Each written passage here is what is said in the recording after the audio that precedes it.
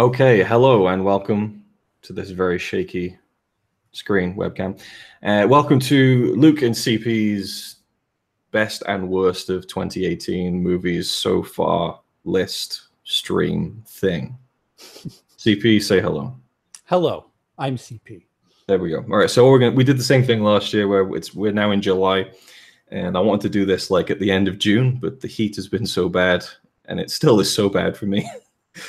Mm-hmm. the Brits don't deal with this kind of weather too easily. For you, easily manageable with your aircon and all that kind of stuff. But yeah, and it's too much actually. Emily's just like, it's a little too cold. I'm like, well, put a blanket on. I'm not dealing with the sweat. So so last year we did our top 10 of the year so far, and our bottom 5. We have our Letterboxd lists. If you want to peruse them, they're in the description of this here video. Did we ever do like for the year, like for the 12 month? All right, well, nope, and I'm sure we won't do it for this year either. Very well. But I think well, I don't think, because I listened to it recently, but I was saying when we recorded the one last year that War for the Planet of the Apes was just about to come out. And that did make it to my top 5. And then I said that Blade Runner and The Last Jedi were likely to make my top 5, and they did. So there we go. We all know how that played out. Oh, yeah.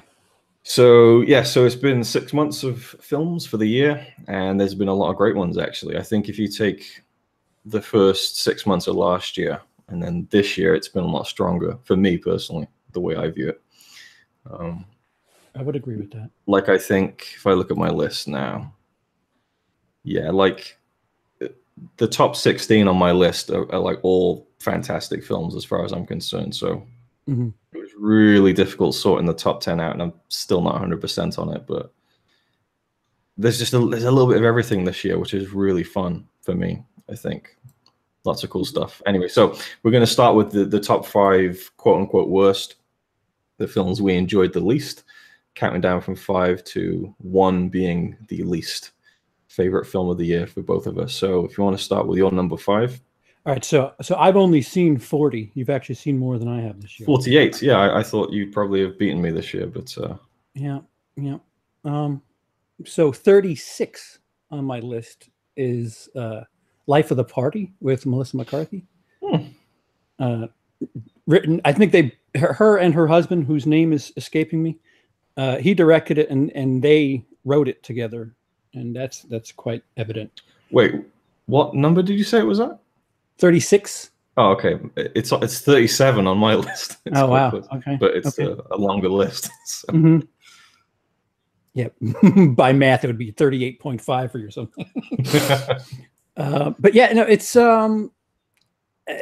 I think with a certain comedy that we got that I'll be talking about at least later on in the top half. That came out a lot earlier this year. So comedy for me this year, like it could just be due to the comparison. Like this is a perfectly rentable, just rinse, and you're just putting your mind in a blender for an hour and a half, and Melissa McCarthy's doing Melissa McCarthy things. It's just I want to say that comedy as a whole has been kind of dreck for a while, but again, I'll counter this point later. But it's just watered down and a little lean. They lean heavy on the riffing. Like you could tell a lot of it's not scripted, and it's just like stop hammering it home. No, you're repeating yourself. It doesn't make. Like live, that makes sense, but in a film, I don't know. Yeah. Well, I really liked it, actually. I watched it a couple of weeks ago, and it's really not good. The whole premise is ridiculous, but I just found it kind of, I don't know, I enjoyed it. I'm certainly not a Melissa McCarthy fan, but I was laughing. So, I mean, it was a good time. But I understand where you're coming from, and ties in very nicely with my number 5 from the bottom, which is Blockers. I had the same issue there. I felt like this film was really dragged down by just like the cutting, like the angle reverse shot, just the back and forth between characters in conversation, and every cut you could see that there was a different facial expression on the actor, because they're cutting all these improvisations and stuff, and so I felt like I was just watching riffing and things like that. I still think John Cena is not going to find the same success as The Rock as an actor. He seems like he's really trying hard every time I see him in a film. Mm-hmm. So it just seems like he's someone who's really trying to fit in where he isn't maybe as good as he does seem game, like, you know, whatever you want to do, just whatever. I mean, let's do it. For this kind of movie, it's fine, you know. But I did enjoy it. There was certain elements of it. I liked some of the kid actors and things. But you know what?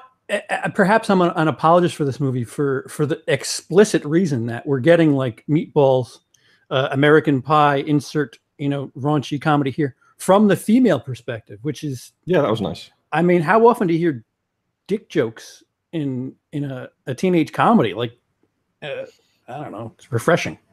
Yeah, but for me, it was just it just fell a bit short, I guess. Mm-hmm. Mm-hmm. I can understand. Your number 4, which is technically my 37. Another comedy that just airballed for me. I Feel Pretty. I purposefully skipped that one. I just knew I wasn't gonna like it, so why bother? Yeah, no, woof, just woof. It's it's Shallow Hal. It's Shallow Hal and Working Girl mixed in the same movie. Like it's not anything like where she hits her head and she suddenly has confidence. Like, that's the thing. Like, and her, like I thought they would take it and really do this feminist modern day rah-rah story, but like it was almost ironic in the nature. Like her dream job was to be a secretary. It was just like, really? Is that what you're doing? And other than the story itself, which is just go fuck yourself, it's just not funny. It's not funny. Yeah, was it Trainwreck? Was that was she did that? Yeah, that. Mm-hmm. No. Yeah, just, you know, if people enjoy it, it's fine. It's just I don't really find it that funny, so I guess it's one of those things where I'm just like, I thought about it. I thought about going just to give it the chance, but then the trailers were just like so obnoxious to me. I was just like, nah. Yeah, I don't think so. yeah. No, it's really, it's not good. Mm. My number 4 is a really tricky one. Wildling. Have you heard of this? No. Lee did a review of it. Actually, he quite liked it, but shocker. It's about this young girl who is brought up by her father in complete captivity in one room, and he tells her that there are people outside there in the woods who eat young children, and that there are no people left in the world, and they're the last people, basically. Mm-hmm. And Brad Dourif plays the father. That's what drew me to the film, was him. And he is so good. And the first 20 minutes of the film are so good. When she's a teenager, 16, I guess, an incident happens and she gets taken out and she finds the real world. And it was like the film Room, only if, you know, it had gone on so much longer. And I was so intrigued, like, why did he do this? Why did he feel like he needed to keep his daughter locked away? You know, all this stuff. And then it just turned into a teen movie. Like, she goes to a party for the first time. Oh. And then it turns out she's a werewolf. Oh, double oh. And I was just like, like the acting from Brad Dourif at the beginning was so fucking great. It was such a dark story that I wanted it to be a real, you know, like true to life kind of thing, you know? But it was more of a fantasy, she's a werewolf thing. And I just completely lost interest from that point on. Yeah. And so, yeah, it's a decent film, kind of. I mean, yeah, it's a decent film because the opening is so strong, but I was just so disappointed because I went in completely blind. I think it says in the synopsis that she's a werewolf or whatever, but going in blind, it just, real disappointing. Mm. So third from the bottom, which is also my 38, Action Point, starring Johnny Knoxville. That's funny. We went to see, what was it? I think it was Hereditary. And they showed the trailer for that. And Connie was laughing so much. And no one else was laughing. And it was just hilarious. And especially like before a film like Hereditary, it was just really, really just funny for the wrong reasons. That's awesome. Yeah. Yeah. I'm not surprised to hear it isn't very good. Yeah, the trailer is the movie, and they wrap story around everything that's in the trailer. And is the story weak? I can imagine. I don't know why. Like, if you're gonna have the jackass element, why make it scripted and like just do the jackass thing? Like, what? Oh, it's not good. It's really not good. I remember Emily looking over at me, and that I've had this look now. This is the second time I've had this look where it's the "Do you want to go?" look, and it's really hot out there. Let's just ride the air conditioning.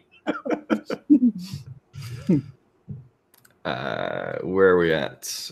With you're 3, I think. My 3, Mary Magdalene, biblical movie.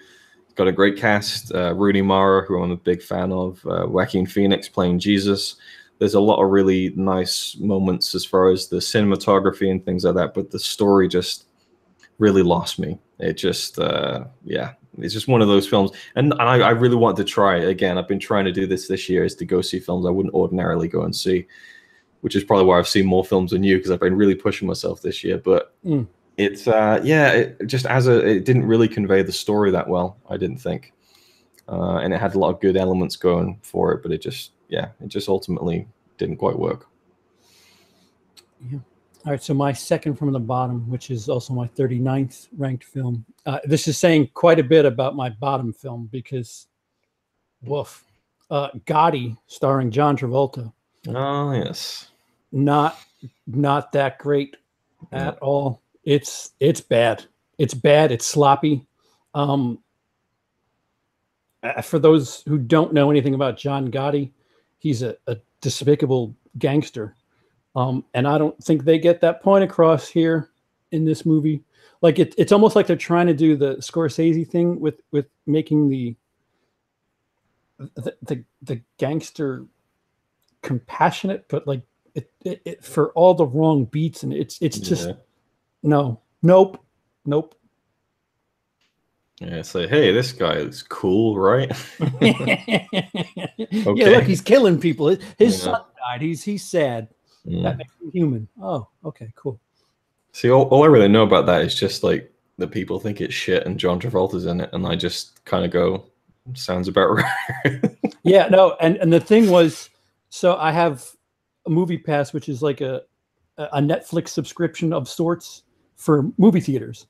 And when they were plugging the movie, I was like, "Oh no, you have a horse in this race, don't you? You're not telling me to go watch Ant-Man. You're telling me to go watch Gotti. Something's terribly wrong here." My number 2 from the bottom, Pacific Rim Uprising. Just didn't get into this. I loved the first one. I really did. I don't think it's great, but I just had so much fun with that first Pacific Rim. I don't think I ever really needed a sequel, you know? And when I watched the second film, I just kept thinking, yeah, I didn't need a sequel. It's just very just in your face, loud action. Characters aren't as good. Troy, please. I popped for the bit where they take off in the Jaegers and they're playing that that was the highlight of the movie for me, was a meme. That's when you know it ain't a good film. Like, I don't know, it's just very That's all I got to say about it. Yeah, my bottom. Okay. Oh, sorry. Were you? If you weren't done, I'm sorry. No, I mean, okay. Let's hear it. What's the bottom? Full disclosure. Did not finish the film. Okay. It's the 1517 to Paris. Oh, right. Directed by Clint Eastwood, for the record. Yeah. Didn't he use the real people for that? Mm-hmm. Right. And we barely made it to their part because, it's so. Are you aware of Pureflix, the Christian film? They make God's Not Dead and stuff like that. I've heard of that. Yeah. Yeah, so it's like a Pureflix movie and like really bad American propaganda at the same time, and the acting from the actors is atrocious, just abysmal. Like really, really heavy-handed. kids playing with their fucking bed full of guns, and the American flag is draped all over this kid's wall, and it's just like, really. And that's where I first got the look from Emily. I can't take much more of this shit look, and I was like, you know what, you're right, because we were waiting for a screening, and oddly enough, it was a way better movie that's in the top 10 from 5, whatever. I wanted to see it before, and now I really want to see it. It may be tolerable at home, but like I forgot. There's a line that Judy Greer says where she's getting in a fight at the school, and she's like, "You can have your math, I'll have my God." And we're just like, "Go fuck yourself," really. Like, so cringy, cringy. That's a shame. Well, listen, I didn't finish it. It could turn around, so Okay, so my bottom is a little film called Mom and Dad. Oh, on your bottom, really? Mm-hmm. Oh, I agree. No, I don't agree at all. That's a deep reference there. So Mom and Dad is a film about, what do you call it, an outbreak in which all parents have this primal instinct to murder their children. Mm-hmm. Yeah, I don't know. It has one thing going for it. What's that song he sings? I forget what it is. When Nick Cage is smashing up that pool table and he's singing some sort of song, I forget what it was, but like, that's worth the price of admission. You know, you get fun, crazy Nick Cage, right? Mm-hmm. But man, does it fall apart in like the second act, the third act. I don't know. I thought the premise was borderline intriguing, but then I'm starting to just lose the film in my head. But I had a really solid reason for disliking it when I first saw it. Was it Lance Henriksen? No, dude, that brownie points for that. But that's not enough to save it by any stretch. But it was this idea where all the parents had turned crazy against their kids, and then you had what's her name, who plays the mother? Selma Blair. Selma Blair and Nick Cage. They're the two main characters, right? And I'm thinking, okay, so the twist of the film is that these two parents, our main characters, aren't affected. You know, I thought that too. Yeah. Right? So that when the kids are in the basement and they're banging on the door, I thought, oh, this is great. They're just trying to get to their kids, but the kids think they're trying to kill them. You know, so it was kind of like an interesting, you know. But then it just turned out, oh no, they are just trying to kill them, and then it just evolves into that, and you know, it's just such a ridiculous situation. And then by the end, it just had no weight to it. But I really like the scene when there's a flashback, which was really poorly placed right at the end of the film. Like, all the action is taking place, and it's like, oh, let's go to a flashback for a minute. It would have been so much better like earlier on in the film, where the kid has messed up his dad's car or something, and Nick Cage is like, if you do it again, I'll fucking kill you. You know? And it was great, but it was just so poorly placed in the context of the final scene. So yeah, for me, it was at the bottom. I quite enjoyed it. I didn't put much pressure on it either. I can see it. I can see it being an enjoyable film like that, and I don't know, it just didn't work for me. Especially when you consider what Nicolas Cage has done in the last however many years. It's like, oh, he can be a little self-aware of just what he is. Yeah, I'm looking for, what's that? Is it Mandy or something? There's that, and there's another one that I heard was kind of good too. The trailer looks really cool. But then again, that is just the trailer. So we'll move into our top 10s. And, so we're going at 10. Yeah.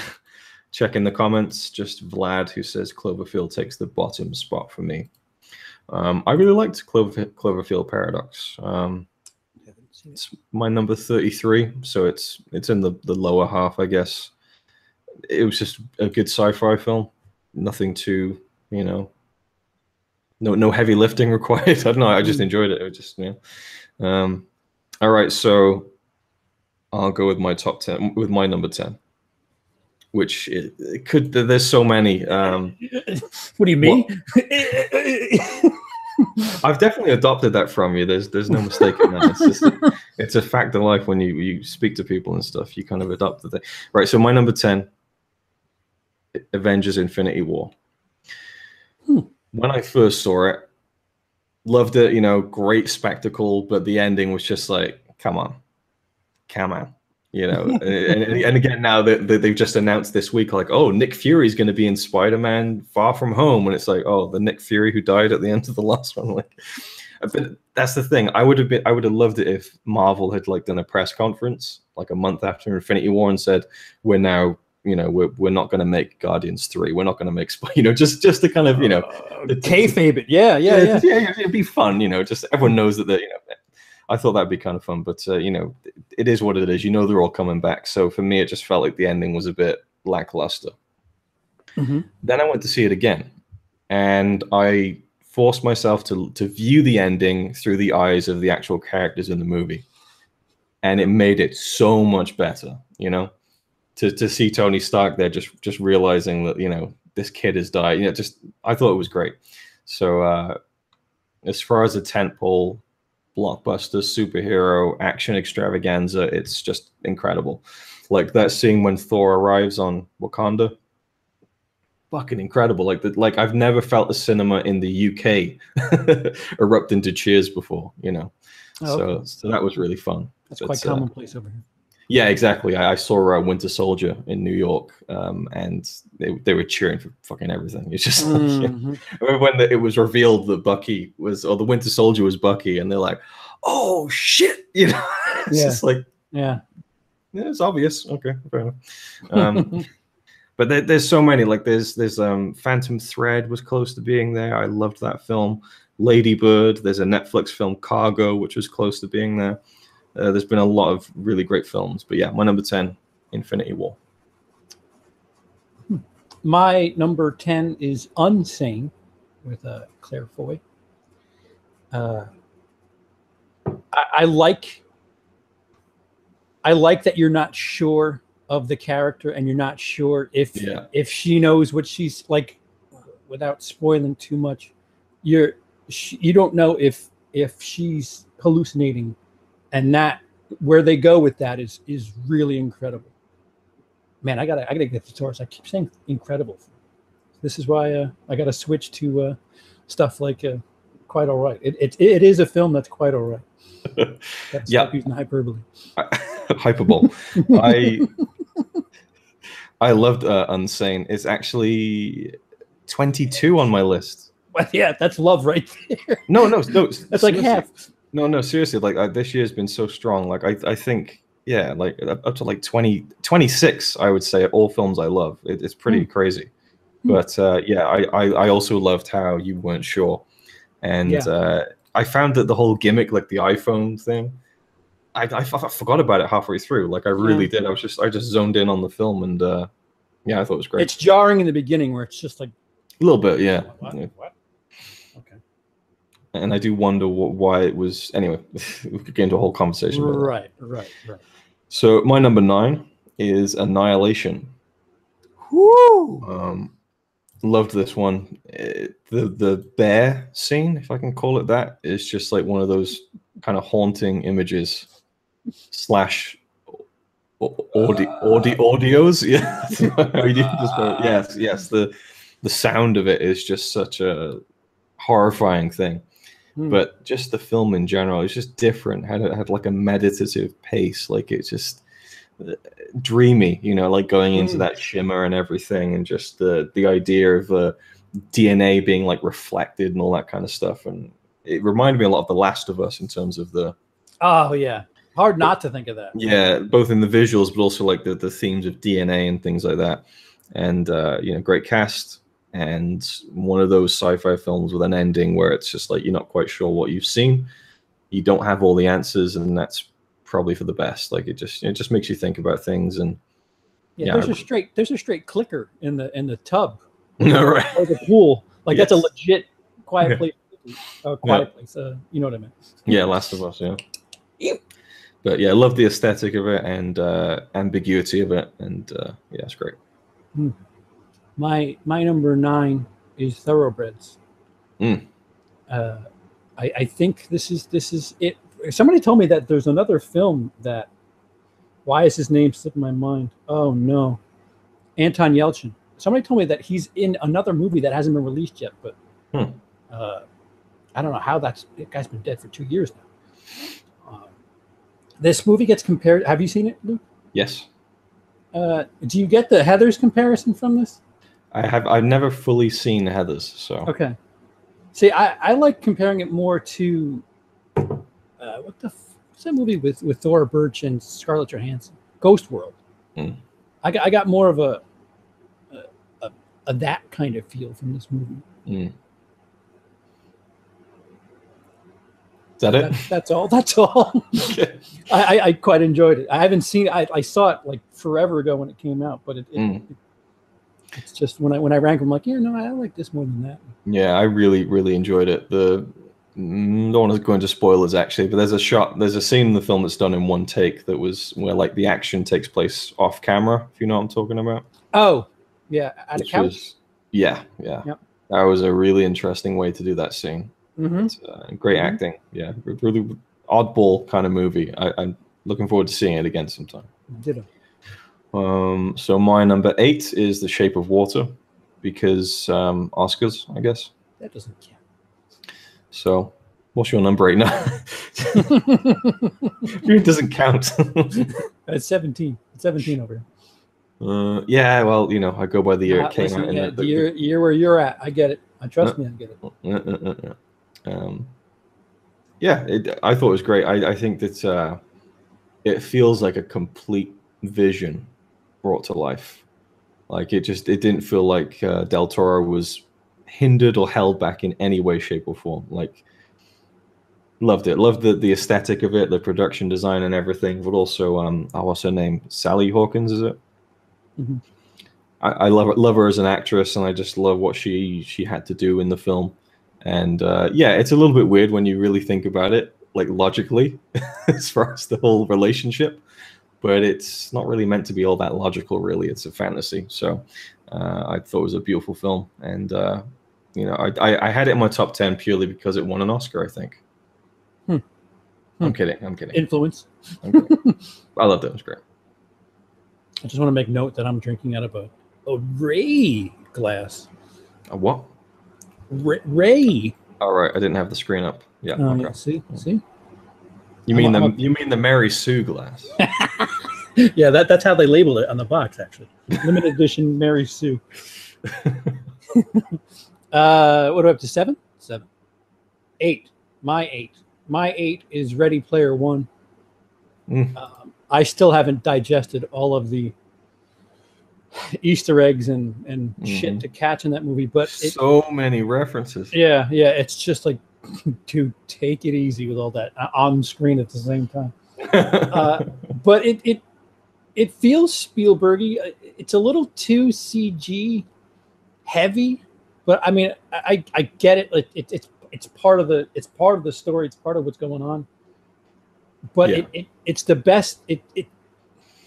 I don't. Since Minority Report, have I thought of a Spielberg movie as this good? Interesting. So it's been a while. Oh no, wait, I'm forgetting Munich. Munich was 2005, I think. So it's been a while. Regardless, it's been a while since I've really enjoyed a Spielberg movie, and I quite enjoyed this movie. You know, as a YA for if you were a young adult who enjoyed any of the 80s, 90s. It's mostly 80s stuff that's in there. But. Yeah, I've seen it twice now, and I love it. It's lower down on my list, but like I just felt like towards the end it was a bit like, because there's like a core group of them, like 5, and I just felt like it was really just about the 2/3 of them, and then the other 2 just were kind of just thrown in at the end, like they were always part of the gang, and that felt a bit thrown together. But it's really fun, and again, so and that whole sequence in The Shining is just like. I'm glad you said it, because I was going to say there's a movie that they go to. I just proper geek out hard during that stretch. It's incredible. Incredible. I was half expecting Jack Nicholson cameo, just like lifting in the scene or whatever, but it probably is better without it, I think. But just the music and like seeing the actual footage from the film, the way they integrated it and then recreated certain elements and things was really fun. My number 7 is Love, Simon. Well, that's pretty high for me too. Oh, really? Yeah, it's 15 for me, but Oh wow! Oh, I didn't even know you'd seen it or enjoyed it. That's cool. Yeah, I just thought that it really surprised me. I like romance films. You know, I'm kind of already in the bag for that kind of stuff. But I loved the kind of mystery element of who this kid was that he was speaking to online, because they really play around with, you know, the identity and stuff, and make you think one thing and then make you think the other and things like that. But I just was really invested in it, and I wasn't expecting to be quite as drawn in as I was, and it made me cry, which I'm not ashamed to say. And yeah, so for that reason, again, it was a bit higher when I first saw it. Now I think about it as a film, bumped it down a little bit, you know, but it gave me that emotional reaction I wasn't expecting, so it was a really memorable experience. Yeah, I liked it quite a bit too. I just, if I have a major, if my main gripe about that movie is the fact that he doesn't really, considering he's a closeted homosexual, Yeah, and then when he accidentally gets outed, I would give the movie more credit if he had more to overcome with that moment, because the whole movie's driving up to him. He doesn't want people to know, so, you know, pay off the fact that he's afraid and what he's worried about. I just felt like they went easy a bit on that. Where maybe, yeah. It's just a, you know, personal whatever. Yeah. My number 7 is Avengers Infinity War, because comics. Yeah, no, I'm perfectly happy rolling right through this, because it's good. It's giant in scale. Marvel knows what they're doing.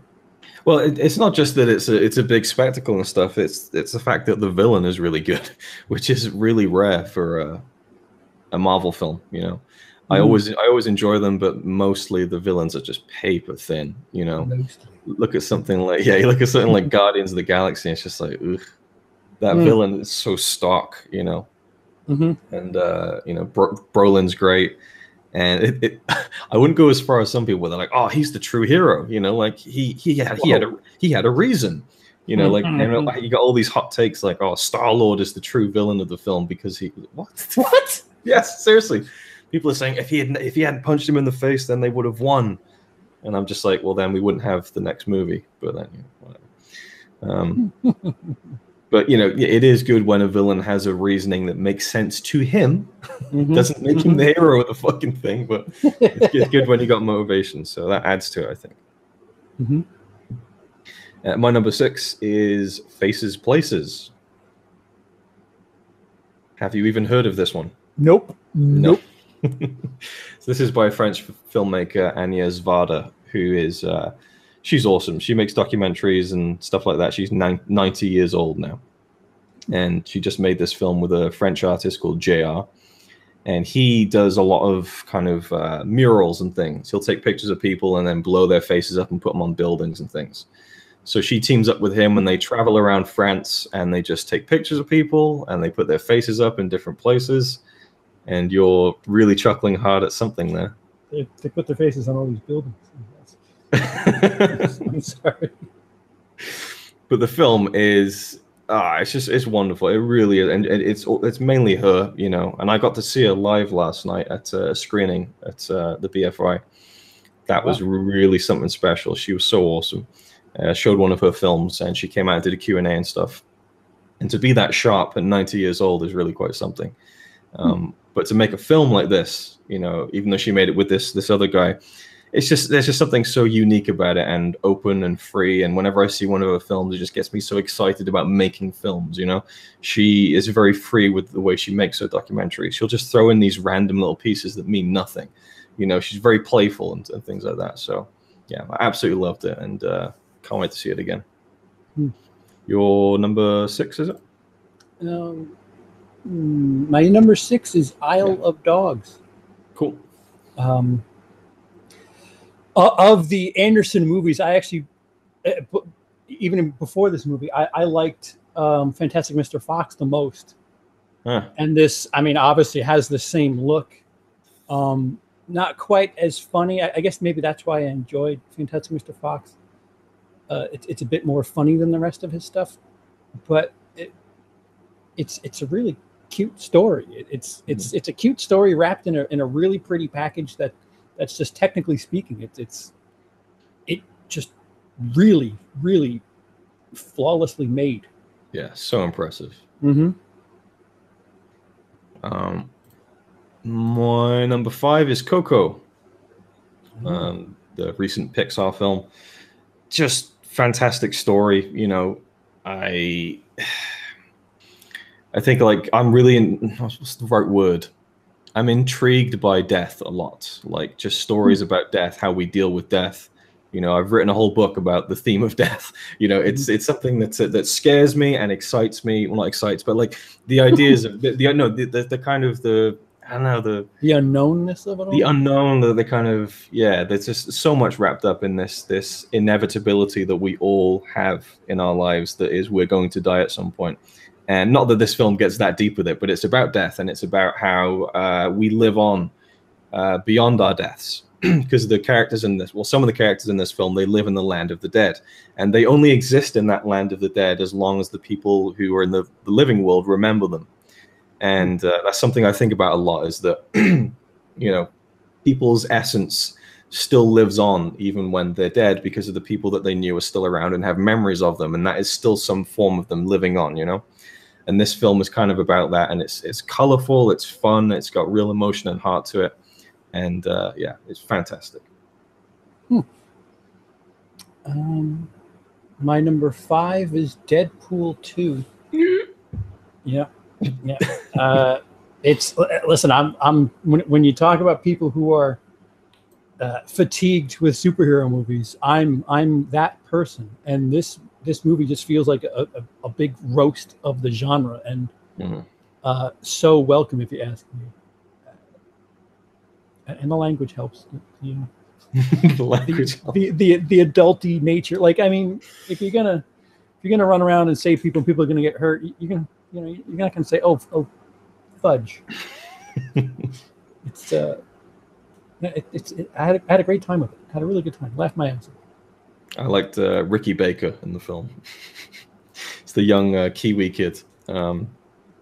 That isn't his name in the film or the actor, but have you seen Hunt for the Wilder People? Nope. Okay, that's his character name in that, and I just loved that there's like a 2-pack joke in that film, and he makes another 2-pack joke in this one, so I just love that kind of connection. I like they must have seen Hunt for the Wilder People and thrown that in there as a kind of connective tissue somehow. I enjoyed Deadpool 2, but you know, it was what it was. Yeah. I like the cameo in the middle. Yeah, that was fun. Right, so we're pretty much halfway through, so I'll just look at the comments because there's quite a few of them now. Mad for Games says, best A Quiet Place. Worst for me were Avengers and Black Panther, no joke. Thought Avengers was too silly in its humor. Only seen 4 this year: Avengers, Black Panther, Isle of Dogs, and A Quiet Place. It's pretty good 4 films to see. Vlad says, loved Avengers, not the biggest fan of the Marvel movie, so I'd say that's my favorite of the bunch. Favorite of the year is Hereditary right now. Interesting. Brooke says, Annihilation is my number 1 so far this year. Cool. How was the Agnes Varda thing you went to? I saw it on Twitter yesterday. I'll talk about it at the end, I guess, to not derail the list. Yes, for Faces Places. Wasn't Coco last year. Came out. Yeah, I go by this year. Brooke says, CP, are you going to re-review Deadpool 2 Super Duper Cut? If Fox sends me a copy and tells me to do it.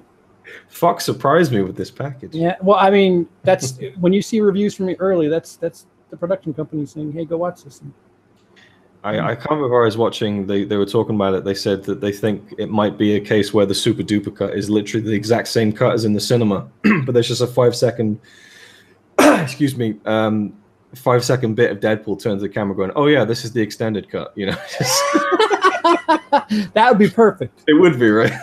I do know that there's a scene that people have now seen, apparently. I'm sure it is a legit extended cut, but that would have been funny if they had. Well, apparently the absolute ending when he's fooling around with time is they cut it from the theatrical that he's supposed to go back in time and kill baby Hitler. And apparently that's going to be put in somewhere. And somebody has seen it, apparently.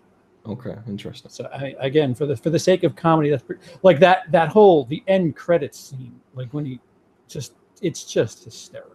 Like, That is great. Yeah. like taking the piss out of yourself. Like good for everybody taking part in that, because that's funny. Yeah. That was one of my problems, I guess, is that they tried to be like serious and funny at the same time when they had the whole thing with his girlfriend, and then at the end of the film, it's like, oh, okay, it's all redone anyway. It's just like, oh, okay. Fair enough. My number 4 is Game Night. Oh well, we share that number, so. Okay, yeah, it was my number 1 for a long while, and that the screening I went to see of it was like so much fun. Like, when everyone's just on the same page, everyone's laughing at all the same jokes. It's so much fun. And then I saw it again with Connie in like a tiny rinky-dink little screening room in Norway, where it was like, oh yeah, we don't care about this film, 20 seats, and everyone was loving it there as well, and then I watched it with my mum last week. It just holds up, and every time I see it, I see like new little kind of bits and pieces, that tie in with the reveals towards the end. Yeah. So it's really, really smartly constructed, so that when you do watch it again, you can see all those things. Kind of, it's very fair to the reveals that it pays off later on. Yes, the mise en scène, the things that are on screen are, it rewards multiple viewings, or if you're keen enough to catch that stuff. Like there's one scene that Emily leaned over to me when we were watching it. She's like, whatever, I forgot his name, the police officer. She goes, on the wall he has 2 guns pointed at his head. That should be important. I was like, all right. And sure enough, it was important. And it does. It really, it's I mean, it's a comedy. It's a comedy first and foremost, but it's so glossy as far as like filmmaking is concerned. The cinematography is good. Like there's this simulated one take somewhere in the middle, maybe end of the second act. That, I mean, shit, name me the last comedy where they gave that much a damn about anything with images. Like it's all about I'm going to say a fart joke, and here's that's the important thing. That's not the case here. There's a great little beat where the characters are in real jeopardy, and there's like bad guys on the other side of the door, and they're reaching in and they're banging on the lock, and the lock is untwisting, and the camera's mounted on the lock, so it kind of like goes, just little beats like that really make it just pepper it with nice little things like that. And the establishing shots of the town are sort of blurry, that make it look like a life board or a Monopoly board or whatever. Tilt shift or whatever it's called. It's that was a really cool effect. Like at first I thought, oh, it's like CGI to make it look like a game board, but it's actually just putting the right bits out of focus and things like that. But just really funny as well. Like it's razor sharp. Yes, it takes a lot for me to really laugh along with a film continuously.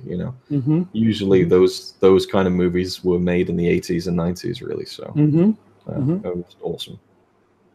So you say your number 4 is okay. We agree, wholeheartedly agree. Yeah, and I was kind of like hoping it would hold up on repeat viewings, and I'm glad that it has. So I can see this being a favorite that I'll watch like every year. So my number 3 then would be Leave No Trace. Have you heard of this one? No. It's Ben Foster.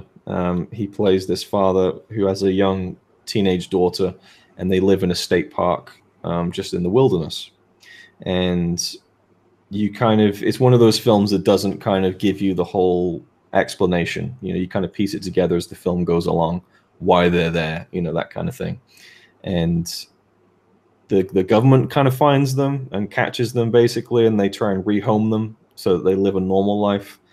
And I loved how it was just like, first I was like, okay, it's a wilderness movie. It's about how they survive in the wilderness.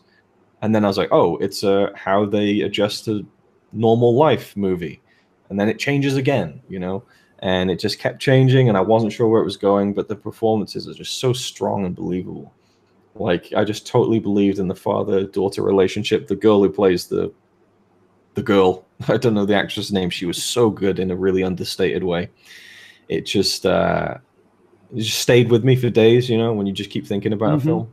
And it just felt like it was a film that never tried too hard. to draw you in, but it did it anyway, if that makes sense. I don't know. It's from the same director who did Winter's Bone, which is a really good film.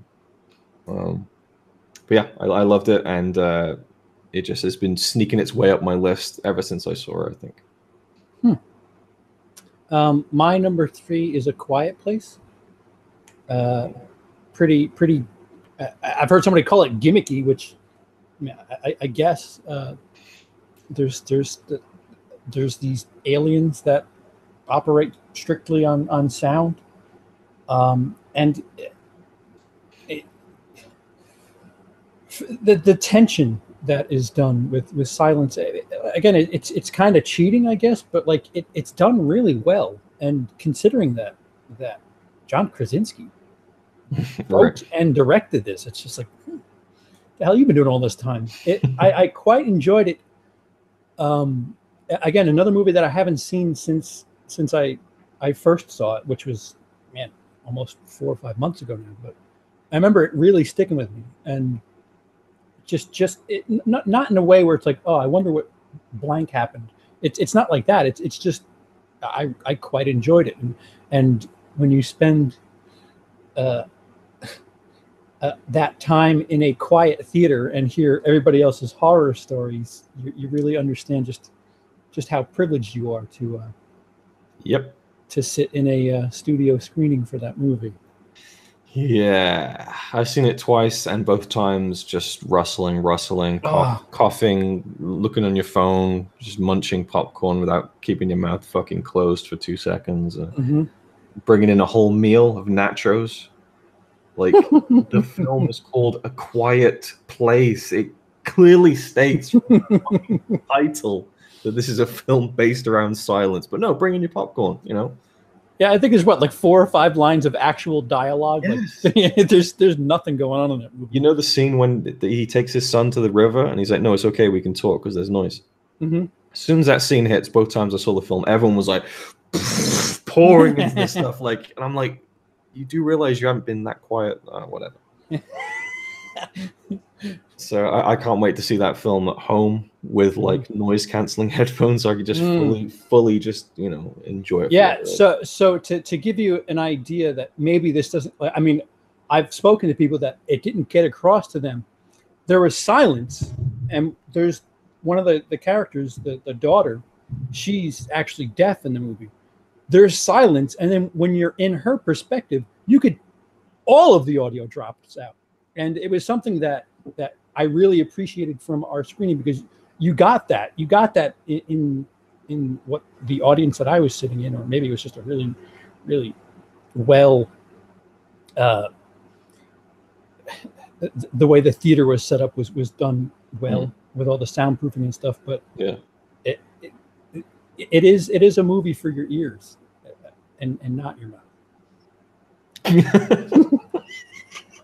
Or your hands and wrappers and other. Yeah, but it's funny you mentioned, because when I first saw it, and that happened, and the very first scene where the sound drops out, I was like, that's sloppy sound editing. Like, I was like, you can hear background noise, and then you don't on the next reverse angle. I was like, I can't believe they missed that. And then when the prologue ends and you realize she's deaf, or at least that's when I realized. I was like, that's really cool. So, you know, I didn't get the hint, didn't get the net at the beginning of the film. So, yeah, that's a really good choice. And my number 2 is A Quiet Place. Oh, so segue. Yeah, loved it, and I think it really speaks to the strength of the film. I had just an abysmal cinema experience with it, and still thought it was a fucking incredible film. You know, I just think it's a masterclass of tension. Like, it's so, like, it's 90 minutes, you know, and it just feels so perfectly paced to me. And so somebody compared it to Don't Breathe, and I was like, Don't Breathe, it's not the whole movie. Don't Breathe, it's a part of the movie. Yeah. Sorry. That's okay. Yeah, I just think it was built so well, but I loved that the emotions of the characters still come through without really any dialogue. It felt so believable to me. You know, the family unit, which I guess isn't really that much of a surprise when it's a real husband and wife on screen. But The young deaf actress who played the character was great as well. Just a great film. It really is just awesome. Yeah. Just start throwing these fantastic, magnificent, whatever you want to call it. Just quite awesome. all right. Yeah, but you know, as someone who is a fan of silent films, I always like it when a modern film can get a story across without throwing loads of dialogue at the screen. You know, even though they do sign language and things like that, but it just shows you don't really need it if you got good actors who can pull it off. But also just like it just, you know, when these things start happening, it's like, oh, how are they going to get out of this? Oh my god, okay, they're okay. And then another thing happens, you know, and it didn't feel like they went overboard either, you know, like throwing too much at it. I guess it gets a bit ridiculous towards the end with the baby stuff, but I don't know. That's you got to raise the stakes. Come on.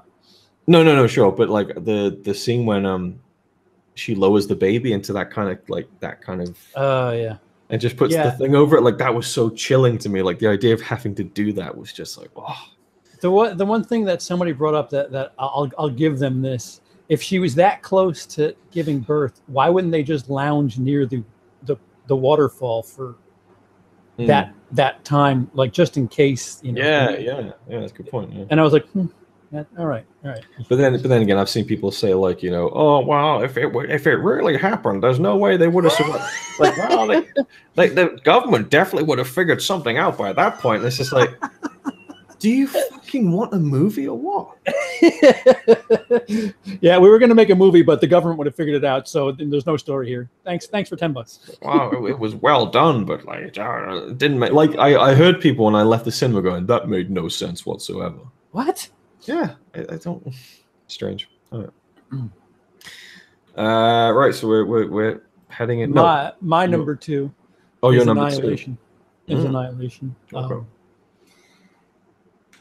It angers me. It angers me for the sake of science fiction that this movie didn't do better. That they kind of rolled it off, and it was available for everybody else in the world on Netflix, like within 4-6 weeks of its theatrical run here, and it got trampled by a Marvel movie, amongst other things.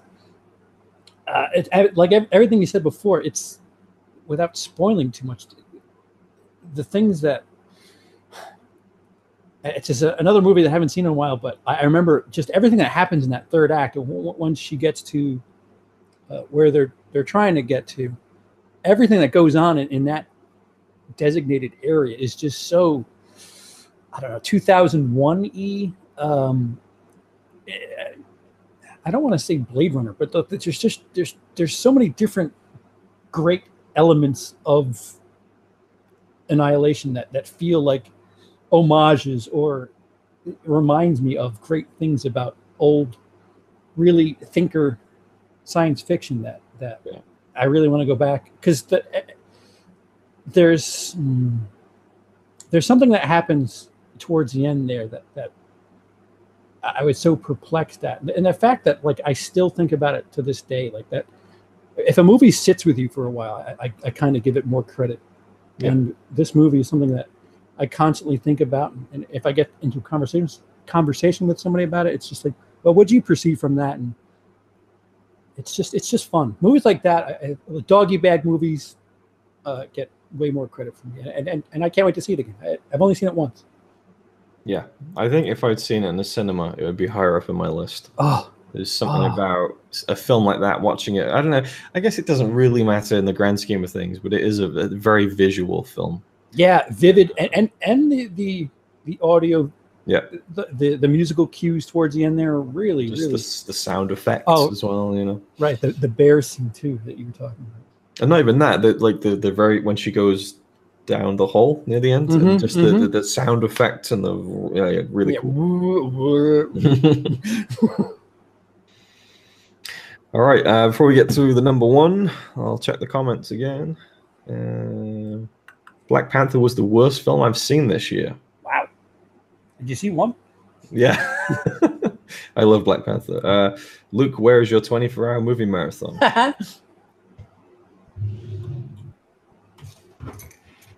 It's here. There it is. None of it's edited, but you know. Yeah, update on that. I don't know. Well, then I don't know. I don't know. It's coming. You'll know, not before I know. You'll know sooner than at some point. Was there a version of the Movie Pass you used to watch so many movies this year, Luke? Yeah, I used the Cineworld Unlimited, which is, you pay. Fuckers can see a couple in a day, right? Yeah, as many as you want. I think my record was 6 about 10 years ago. Yeah, which was I wouldn't do that one again. Talking about A Quiet Place, that was a great film. Yes, it was. I love The Quiet Place. A lot of love for A Quiet Place. The tension was so well built. She is deaf in real life also. Yeah, I appreciated that it wasn't like someone acting to be deaf. So that was cool. I think that's it. All right, so my number one is Isle of Dogs. Whew. Another one I've seen 3 times now. And I like the first time I saw it, I loved it and thought, there's a few bits that just, whatever. Like there's a sequence when what is it? The government kind of comes to the island and they're trying to get the boy, and there's like split screen going on and all that kind of. I just thought it was really messy, and I didn't know where my eyes were supposed to go and stuff like that. So I thought that part wasn't very good. So then the second, third times I really paid attention, and it flowed better. It was more like a Fantastic Mr. Fox. First time I saw it, I thought it was really good, but it wasn't great. Every time I see it after that, it grows on me. I love the music so much, like not just the song that they use, but also like the score, the drums. And then the music from Seven Samurai, which is awesome. But again, like you were saying, the technical aspects of the film are just crazy. I mean, if it was animated, it's one thing, but to know that that's all real, in camera is really something. They had a thing here before it even came out on one of our pay channels, HBO, which I'm pretty sure you guys get over there, where they had a behind the scenes look and like painstaking detail. Like I thought stuff like maybe the theater where they're in the theater, like they cheat it a bit.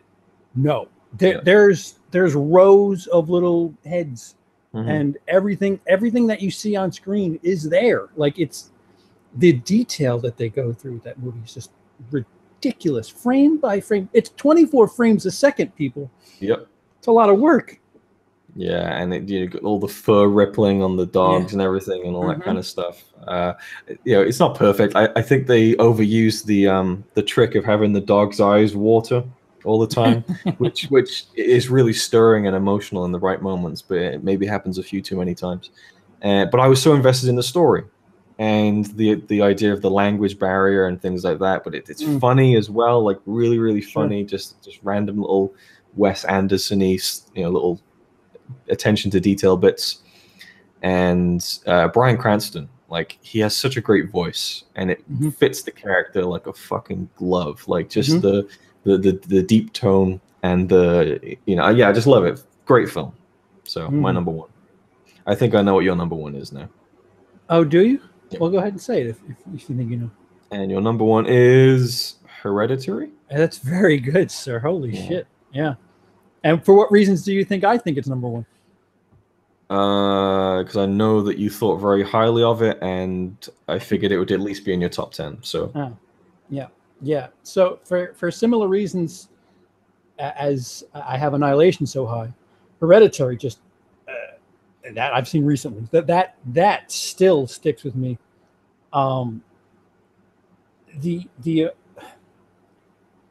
Perhaps I put a bit more into this movie because there's a lot of drama and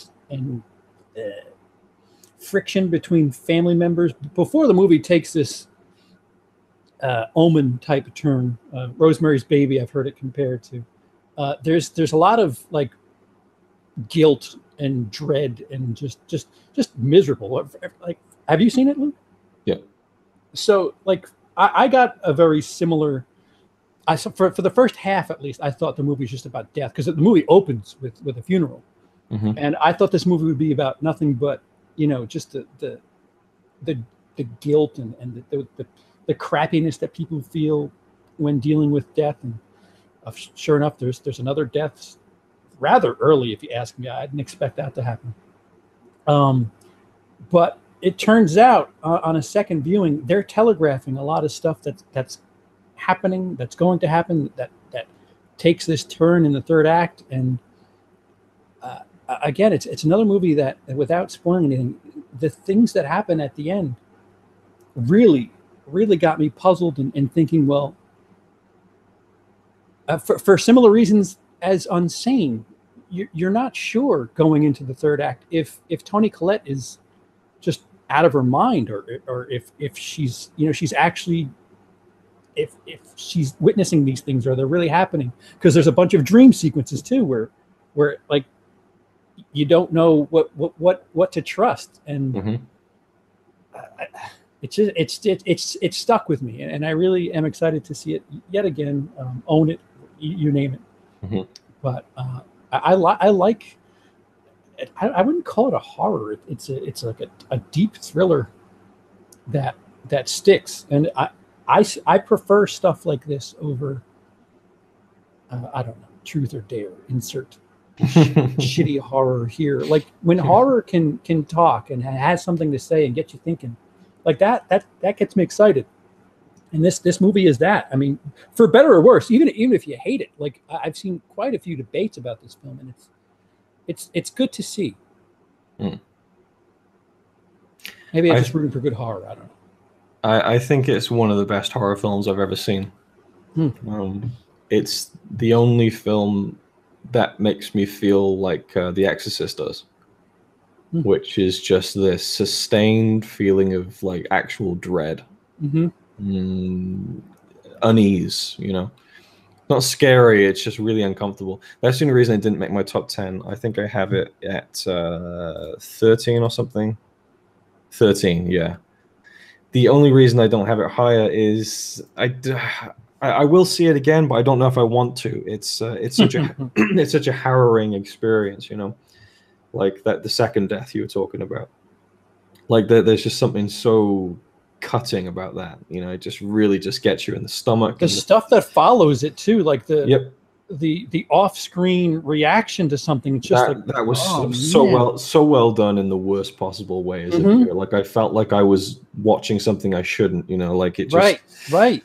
It very, very disturbing and horrible, and and it's stuff that does happen, you know. And so like you were saying, that whole idea of maybe she's just crazy, like I love leaning into that stuff more than the other stuff. And to me, it's 2 hours of like, or maybe an hour and 45 minutes once it really gets started, of just dread. And I was literally like this the whole time, just like proper engaged in the film. Like even Connie said, like you're not usually like that in film. Like I was so into it. And then the last 5 minutes, I was like, oh, this is where it's going. Okay. You know, and it really, the last 3 or 4 minutes didn't really have much impact on me, because I'll agree with you there. Yeah, it was just like, oh, so this is the way it's going. Okay. And then it's fine. That's the way they chose to end it. I'm not saying, oh, they ruined it, but it kind of, the build up just drops off at the end for me a bit. So it just, yeah. But the fucking performances, like especially Toni Collette. I've heard somebody say that she's over the top, and I'm like, you need to watch that movie again.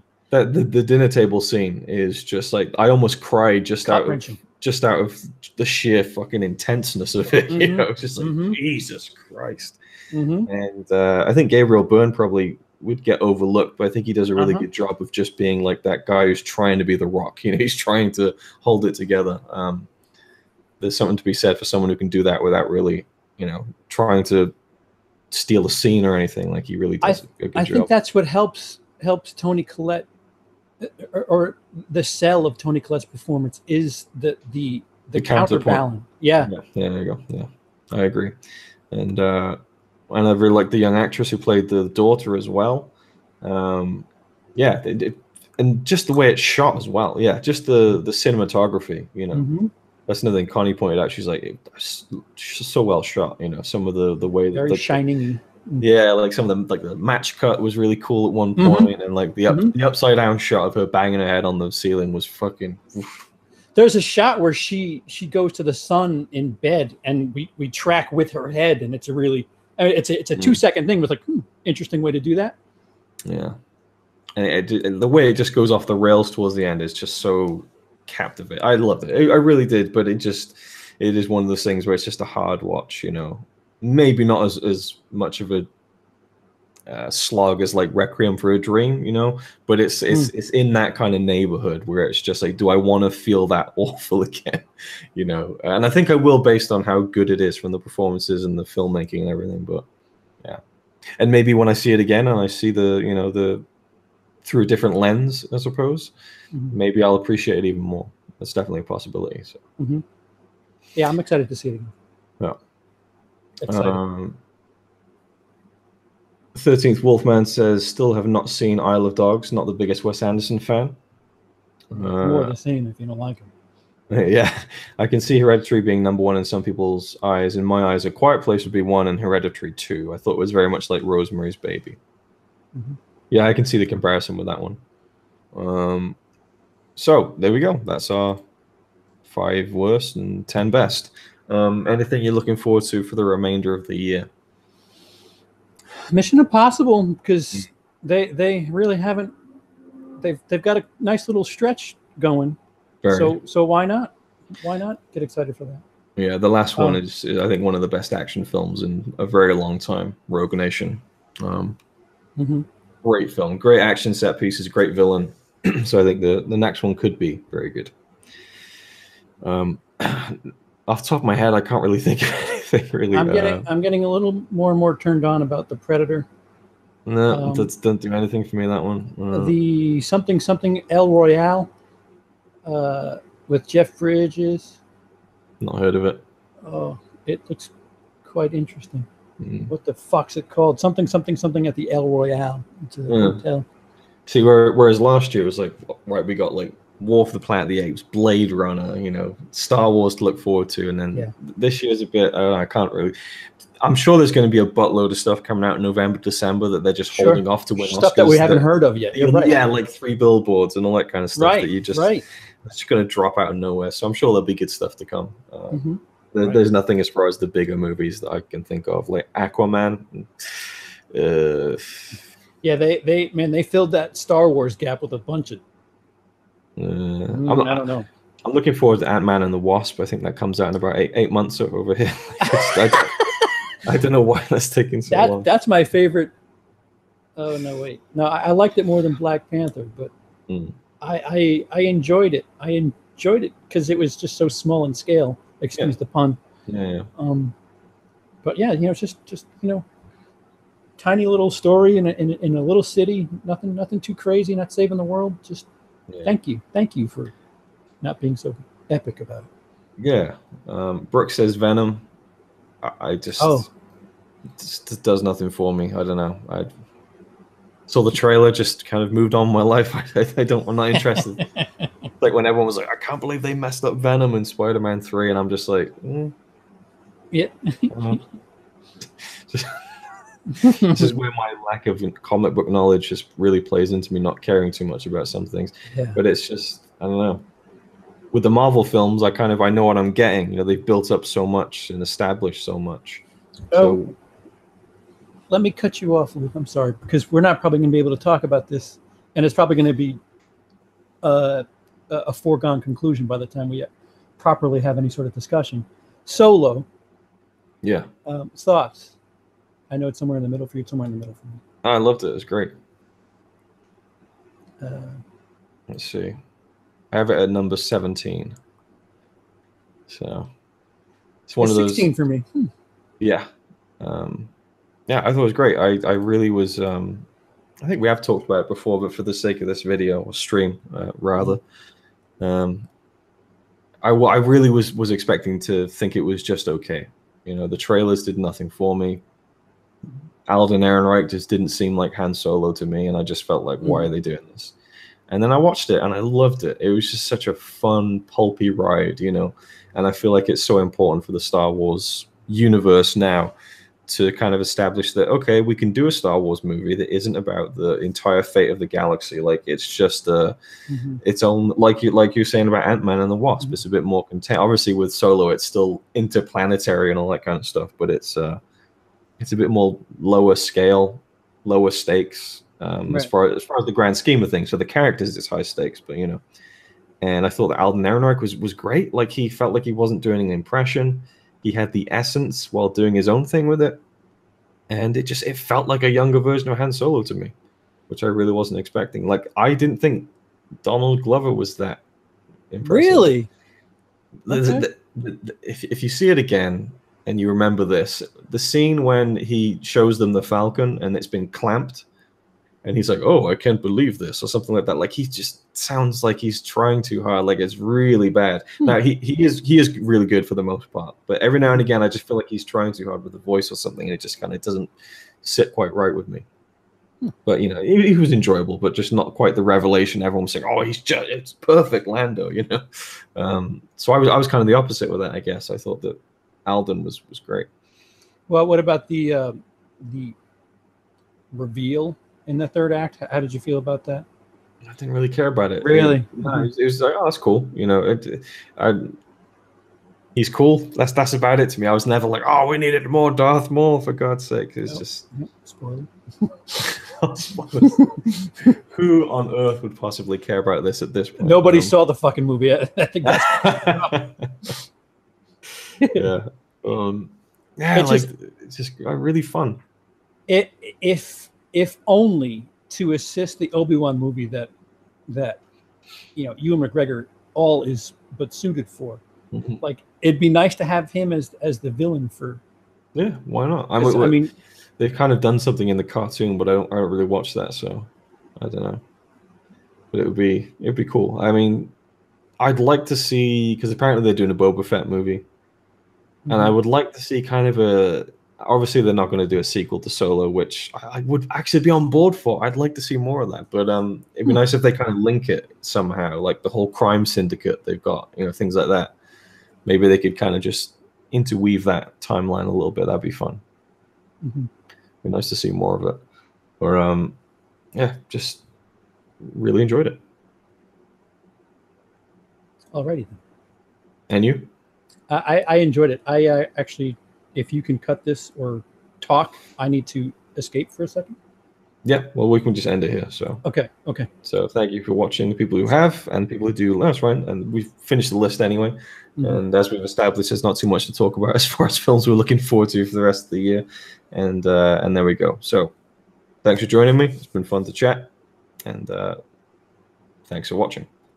Bye.